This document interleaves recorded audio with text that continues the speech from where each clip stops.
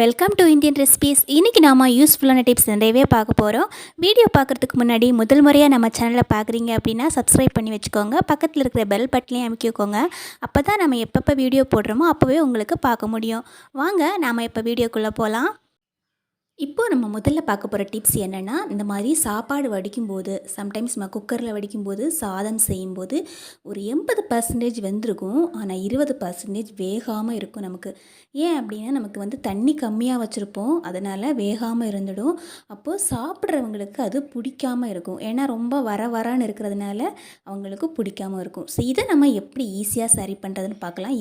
தண்ணி சரியான அளவு வைக்காதனால குக்கர் எப்படி கருகி போயிருக்குது பாருங்கள். இதை நம்ம எப்படி சரி பண்ணுறதுன்னு பார்க்கலாம். ஸோ இதுக்காக நம்ம எடுத்துருக்கிறது அரை கப் அளவுக்கு தேங்காய் பால் இல்லை அப்படின்னா நீங்கள் ஹாட் வாட்டர் கூட யூஸ் பண்ணிக்கலாம். இப்போ நான் இட்லி செய்கிற குண்டா எடுத்துருக்கிறேன், இல்லை உங்களுக்கு வேறு குண்டா கூட எடுத்துக்கலாம். இப்போ நம்ம தேங்காய் பால் ஊற்றி அதில் நல்லா மிக்ஸ் பண்ணிக்கணும். நல்லா கிளறிட்டு அந்த தண்ணிக்கு மேலே ஒரு ஸ்டாண்டு வச்சுட்டு அதுக்கு மேலே நம்ம பால் ஊற்றி மிக்ஸ் பண்ணி வச்சுருக்கணும் இல்லையா சாப்பாடு, அந்த சாப்பாடை எடுத்து போட்டு நல்லா மூடி போட்டுட்டு ஒரு 10 நிமிஷம் நம்ம க்ளோஸ் பண்ணணும். க்ளோஸ் பண்ணி ஒரு மீடியம் ஃப்ளேமில் வச்சு நம்ம வேக விட்டோம் அப்படின்னா நல்லா சூப்பராக சாப்பாடு நமக்கு கிடைக்கும். இப்போ பாருங்கள், நமக்கு சூப்பராக சாப்பாடு வந்துச்சு. நான் மறுபடியும் அதே குக்கரில் போட்டு தண்ணியை போட்டு கிளறினேன்னா சரியாக வேகாது. அது மட்டும் இல்லாமல் குக்கர் மறுபடியும் நமக்கு அடி பிடிக்குமே தவிர சாப்பாடு வேகாது. இந்த மாதிரி நம்ம ஸ்டீமில் வேக வச்சோம் அப்படின்னா நமக்கு பர்ஃபெக்டாக சாப்பாடு கிடைக்கும். நமக்கு டேஸ்ட்டும் நமக்கு மாறாமல் அப்படியே இருக்கும்.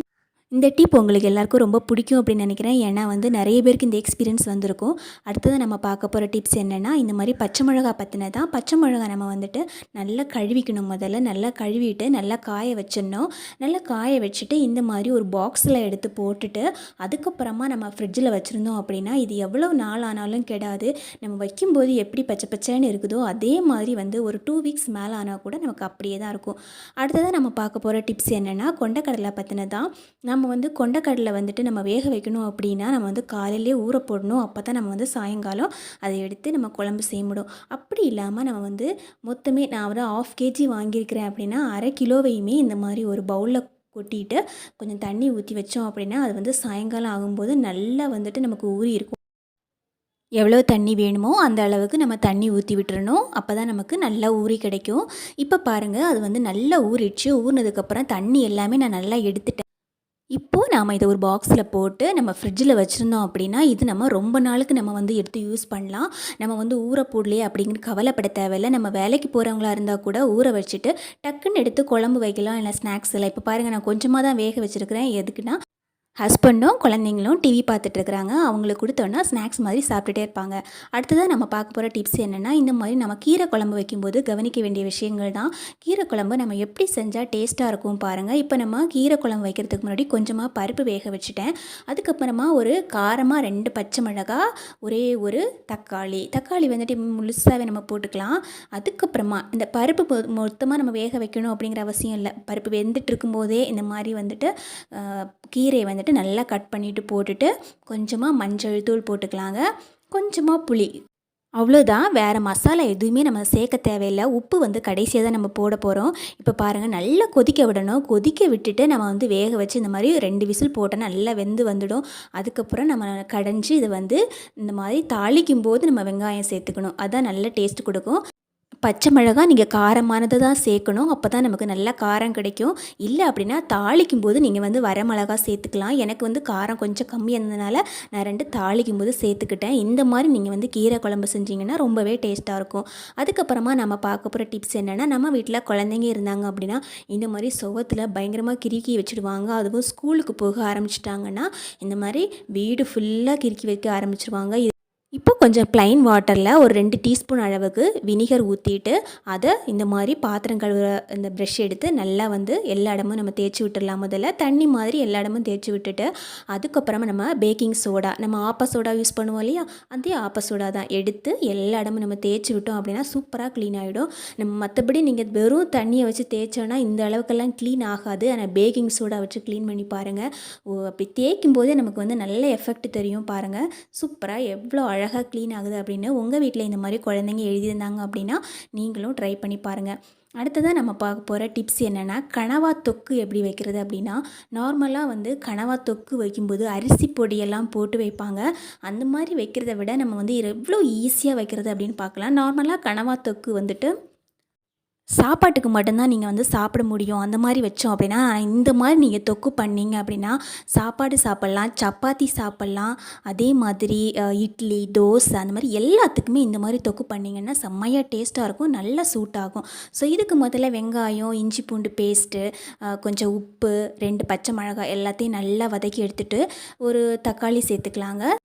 தக்காளி சேர்க்குறதுக்கு முன்னாடியே இந்த இஞ்சி பூண்டு பேஸ்ட் வந்து நமக்கு நல்லா வதங்கணும். அப்போ தான் வந்து நல்லாயிருக்கும். டேஸ்ட் வந்து நல்லா செமையாக இருக்கும். ஸோ இப்போ வந்துட்டு நமக்கு இஞ்சி பூண்டு பேஸ்ட்டோட ஸ்மெல் எல்லாம் போயிடுச்சு. அதுக்கப்புறமா நம்ம வந்து தக்காளி ஆட் பண்ணிட்டோம். இப்போ தக்காளி சேர்த்துட்டோம். தக்காளி சேர்த்துட்டு கொஞ்சம் நேரம் வதக்கி எடுத்துக்கலாம். ரொம்ப வேகணும் அப்படிங்கிற அவசியம் எல்லாம் இல்லை. அதுக்கப்புறமா நம்ம மசாலா சேர்த்துக்கலாம். இதுலேயும் முக்கியமாக ஒரு விஷயம் இருக்குது. அதாவது நம்ம வந்து மஞ்சள் தூள் சேர்க்கணும் முதல்ல. அதாவது இந்த மஞ்சள் தூளும் இந்த இஞ்சி பூண்டு பேஸ்ட்டு, வெங்காயம் சேர்ந்து வதங்கும் போது ஒரு நல்ல டேஸ்ட்டு கிடைக்கும். கடைசியாக நம்ம கொத்தமல்லி தூள், கொஞ்சம் கரம் மசாலா, தேவையான அளவுக்கு காரம் சேர்த்துட்டு நல்லா மிக்ஸ் பண்ணி விட்டுக்கலாங்க. நல்லா மிக்ஸ் பண்ணி விட்டுட்டு நாம் க்ளீன் பண்ணி வச்சுருக்கிற கனவாவை அதில் போட்டுக்கலாம். கனவாலேருந்து தண்ணி வரும். அதனால் நம்ம தண்ணி எதுவும் ஊற்றணும் அப்படிங்கிற அவசியம் இல்லை. போடுறதுக்கு முன்னாடி இந்த மாதிரி மசாலாவை நல்லா ஃப்ரை பண்ணிக்கணும். அப்போ தான் நல்லாயிருக்கும். இப்போ நம்ம கனவா போட்டுக்கிட்டோம். எல்லாத்தையும் நல்லா மிக்ஸ் பண்ணி விட்டுட்டால் கனவாலேருந்து தண்ணி வரும். அதனால் அதை மிக்ஸ் பண்ணி விட்டுட்டு ஒரு 2 நிமிஷம் க்ளோஸ் பண்ணி விட்டாவே நல்லா வெந்து கிடைக்கும். இப்போ ஓப்பன் பண்ணி பார்த்தோன்னா தண்ணி நிற்கிது பாருங்கள். தண்ணி எதுவுமே ஊற்றலை. இப்போ கடைசியாக ஒரு மெயினாக ஒரு விஷயம் இருக்குது. பெப்பர் ஆட் பண்ணிக்கணும். அதாவது மிளகுத்தூள் சேர்க்கணும். மிளகுத்தூள் சேர்த்தோன்னா இன்னும் நமக்கு டேஸ்ட் நல்லாயிருக்கும். ஸோ இப்போ மிளகுத்தூள் சேர்த்துட்டு லைட்டாக மிக்ஸ் பண்ணி விட்டுட்டு கொஞ்சம் கொத்தமல்லி இலைகளும் கொஞ்சம் கறிவேப்பிலைகளும் சேர்த்து அதில் தூவி விட்டுக்கலாம். இன்னும் நல்லா வாசனையும் நல்லாயிருக்கும். இந்த மாதிரி நீங்கள் தொக்கு செஞ்சு சாப்பிட்டீங்கன்னா சூப்பராக இருக்கும். நீங்களும் ட்ரை பண்ணி பாருங்கள். இந்த டிப் உங்களுக்கு ரொம்பவே பிடிச்சிருக்கும் அப்படின்னு நினைக்கிறேன். வாசனையும் ரொம்ப நல்லாயிருக்கும். சாப்பாடு, சப்பாத்தி எல்லாத்துக்குமே நம்ம வந்து இதை சாப்பிட்டுக்கலாம். அடுத்ததாக நம்ம பார்க்க போகிற டிப்ஸ் என்னென்னா, நம்ம இடியாப்பம் செய்யும்போது அதுலேயே ஈஸியாக எப்படி ஒரு ஸ்நாக்ஸ் பண்ணுறது அப்படின்னா, நம்ம வந்து இடியாப்பம் செஞ்சுட்டே இருக்கும்போது ஒரு வாழை இலை எடுத்துக்கலாம். வாழை இலையை எடுத்துகிட்டு அதில் இந்த மாதிரி கொஞ்சம் மாவு எடுத்து கொஞ்சம் இடியாப்பத்துக்கு ஊற்றுற மாதிரி அதில் ஊற்றிக்கலாங்க. ஊற்றிட்டு கொஞ்சம் ஸ்டஃப்பு வைக்கலாம். இதில் ஸ்டஃப்புன்னா நார்மல் ஸ்டஃப்பு தான். தேங்காய், வெல்லம், கொஞ்சம் ஏலக்காய் பவுடர் சேர்த்து நல்லா மிக்ஸ் பண்ணிவிட்டு உள்ளே வச்சுட்டு நம்ம இதை க்ளோஸ் பண்ணி நம்ம வேக விட்டோம் அப்படின்னா சூப்பராக ஒரு ஸ்நாக்ஸு நமக்கு இடியாப்பம் வெந்துட்டு இருக்கும்போதே நம்ம வந்து இதை ரெடி பண்ணி எடுத்துடலாம் பாருங்கள். இந்த மாதிரி ஸ்நாக்ஸ் பண்ணுறதுக்காக நம்ம தனியாக டைம் ஸ்பெண்ட் பண்ணாமல் நம்ம வந்து டிஃபன் பண்ணும்போதே ஸ்நாக்ஸும் நம்ம ஈஸியாக செஞ்சிடலாம். இதுக்காக நம்ம தனியாக ஸ்டஃபிங் ரெடி பண்ணணும் அப்படிங்கிற அவசியம் இல்லை. ரொம்ப ஹெல்த்தியானதும் கூட. ஆவியில் தான் வேக போகுது. நம்ம வந்து எண்ணெய் வச்சு வேக வைக்கணும் அப்படிங்கிற அவசியமும் இல்லை. இதை நம்ம தேங்காய் பாலில் போட்டு கூட சாப்பிட்லாம். தேங்காய் பால் இருந்துச்சுன்னா அதை மிக்ஸ் பண்ணி சாப்பிட்டோன்னா டேஸ்ட் வந்து சூப்பராக இருக்கும். இந்த டிப்ஸ் எல்லாருக்கும் ரொம்ப பிடிச்சிருக்கும் அப்படின்னு நினைக்கிறேன். தேங்க்யூ ஃபார் வாட்சிங்.